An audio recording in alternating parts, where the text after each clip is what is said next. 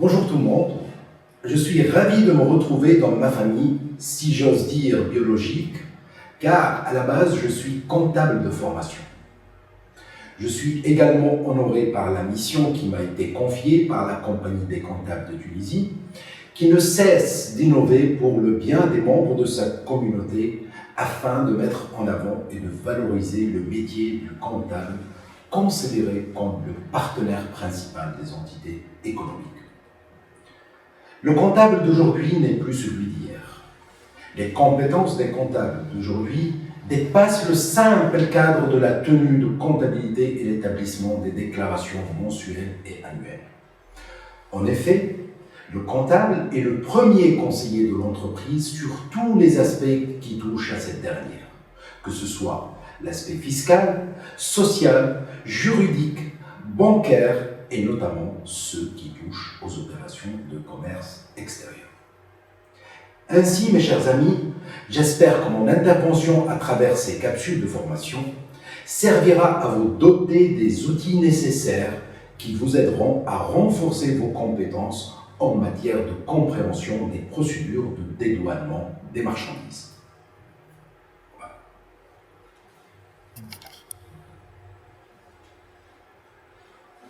Bonjour à tous, me revoilà encore une fois avec vous, avec un thème qui risque d'intéresser les comptables ainsi que leurs clients opérateurs économiques, et on va parler des incoterms, les fameux incoterms.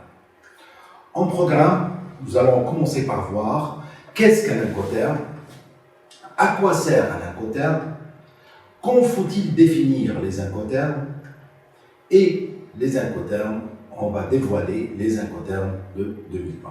Mais avant de commencer, je vous invite à regarder cette vidéo et après on reprend avec notre capsule de formation.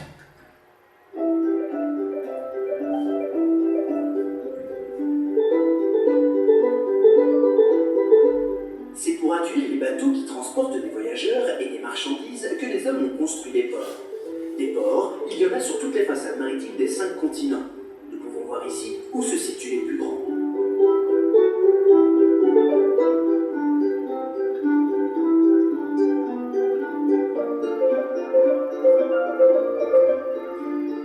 D'un port à l'autre, le temps de navigation d'un bateau peut varier. Par exemple, pour aller du Havre à Montréal au Canada, il faut entre 11 à 15 jours de traversée, il faudra un mois pour aller à Hong Kong, ou encore 42 jours pour rejoindre Shenzhen en Chine. Un voyage long qui varie selon la distance à parcourir, la météo, les escales et le temps passé à charger et décharger les bateaux dans les ports. Mais avant tout, si ces bateaux naviguent, c'est pour livrer la marchandise qu'un acheteur a commandé à un vendeur dans le cadre d'un échange commercial. Quand un acheteur et un vendeur réalisent une transaction, ils signent un contrat commercial. Celui-ci désigne la nature de la marchandise concernée ainsi que les modalités de transport, du lieu de fabrication jusqu'au point de livraison fixé par l'acheteur.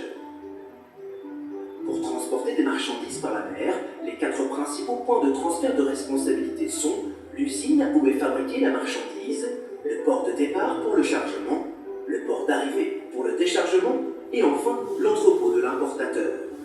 Ce contrat définit aussi les obligations de l'acheteur et du vendeur, leurs responsabilités respectives et la répartition des coûts.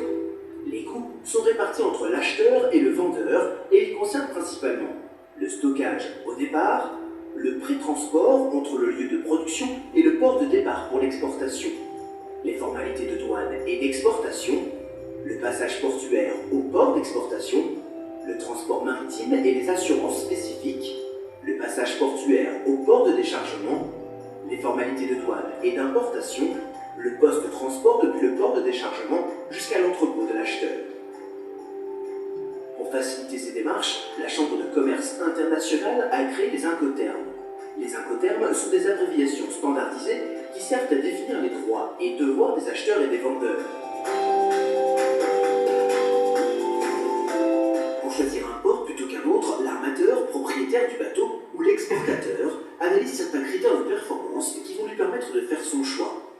La fiabilité des opérations portuaires, par exemple l'encombrement des équipements, les délais d'attente pour charger ou décharger le navire, la durée de chargement et de déchargement du bateau, ainsi que le temps de transport.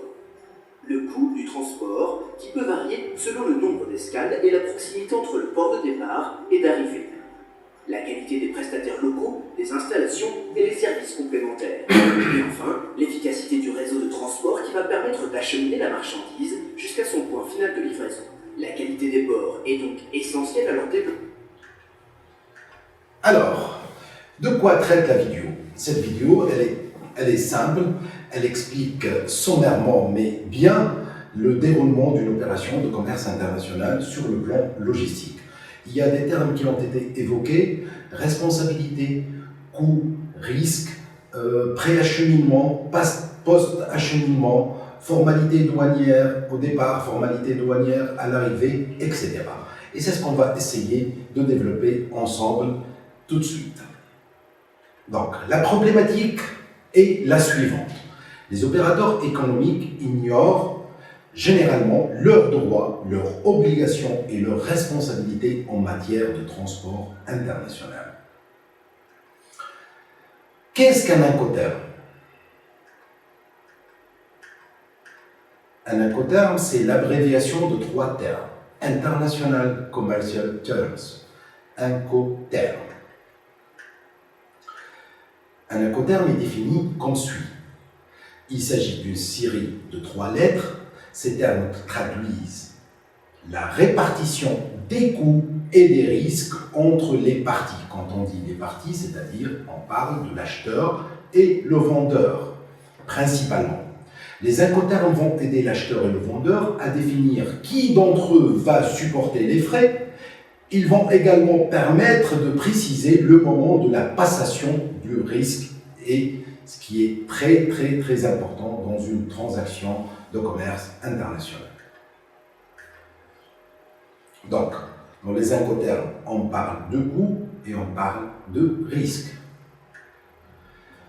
11 Incoterms définissent le partage du risque et des coûts entre le vendeur et l'acheteur depuis le 1er janvier 2020, où la Chambre de commerce international a dévoilé les Incoterms de 2020. D'ailleurs, ces Incoterms sont la Chambre de commerce international les revoit chaque 10 ans. Donc avant les Incoterms de 2020, on parlait des Incoterms 2010. À quoi sert un Incoterm? C'est une question pertinente. Donc, lors de l'établissement d'un contrat, l'acheteur et le vendeur vont négocier le prix de la marchandise objet du contrat. Ils vont négocier la nature et les caractéristiques techniques du produit même. Ils vont négocier également la durée ou bien la garantie accordée par le vendeur à l'acheteur, le moyen de règlement de l'opération à l'international, les lois applicables éventuellement, et qu'en est-il du transport international. C'est à ce moment-là que les Incoterms entrent en jeu. Donc, l'acheteur et le vendeur bénéficient d'une sécurité juridique dans le monde entier en intégrant un Incoterm dans un contrat commercial. La sécurité juridique, on parle de sécurité juridique parce que les Incoterms sont définis dans leurs détails par la Chambre de commerce internationale et il n'y a pas lieu d'interprétation personnelle du vendeur et de l'acheteur. Quand faut-il définir ces Incoterms? En effet, les Incoterms sont définis en amont d'une offre de prix. Quel Incoterm correspond le mieux aux besoins de l'acheteur? Donc l'acheteur va définir ses besoins et en fonction de ses besoins, il va essayer d'exprimer ses besoins en termes de logistique et principalement en termes de commerce international. Donc il va essayer de voir quel Incoterm correspond au mieux à ses besoins. Il faut répondre à la question: est-ce que notre entreprise, que ce soit acheteur ou bien vendeur, peut gérer le transport? Donc l'Incoterm défini doit clairement apparaître sur l'offre de prix. Les fournisseurs construisent leur tarification en fonction de l'Incoterm choisi, parce que le prix diffère si la marchandise elle est vendue départ usine ou bien elle est livrée au pays de destination incluant le coût de transport. L'incoterm défini va directement impacter le prix, effectivement. L'incoterm défini va directement impacter la logistique de la livraison entre le vendeur et l'acheteur. Donc, l'incoterm défini doit clairement apparaître. Excusez-moi. Donc, on va voir qui définit l'incoterm. Donc, l'acheteur va exprimer ses besoins au moment de la demande de l'offre de prix. Le vendeur va imposer l'incoterm en fonction de ses moyens. Si on prend l'exemple des fabricants asiatiques, les fabricants asiatiques privilégient toujours le FOB Free On Board, on va le définir tout à l'heure, pour mettre leurs marchandises à disposition des clients ou bien des acheteurs.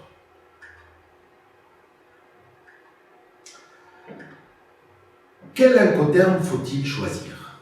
Donc, les incoterms vont varier selon le mode de transport. Il y a ce qu'on appelle aussi les incoterms de départ et les incoterms d'arrivée. On a 4 familles d'incoterms. La première famille qui commence par E, on a dit que l'incoterm est une suite de 3 lettres.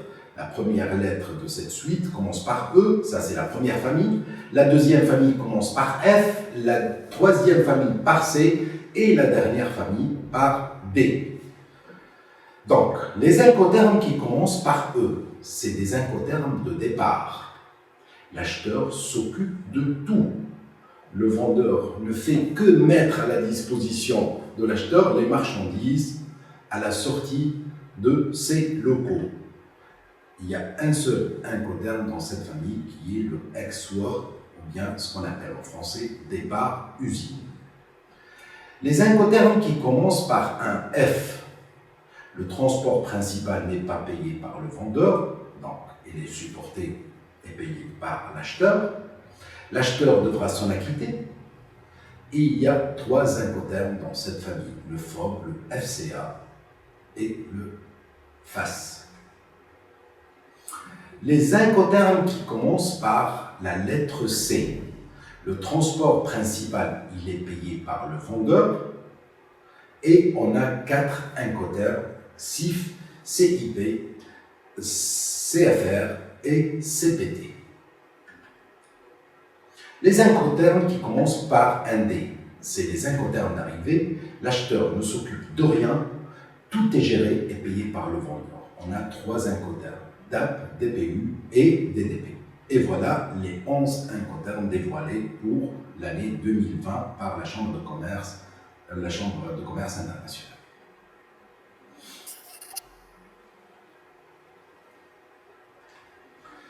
Donc, voici la liste des incoterms dévoilés par la Chambre de commerce internationale pour la sélection 2020. On a le premier incoterm de la famille E, c'est l'ex-work. Le deuxième de la famille F, FAS, FCA, FOB, CIP, CPT,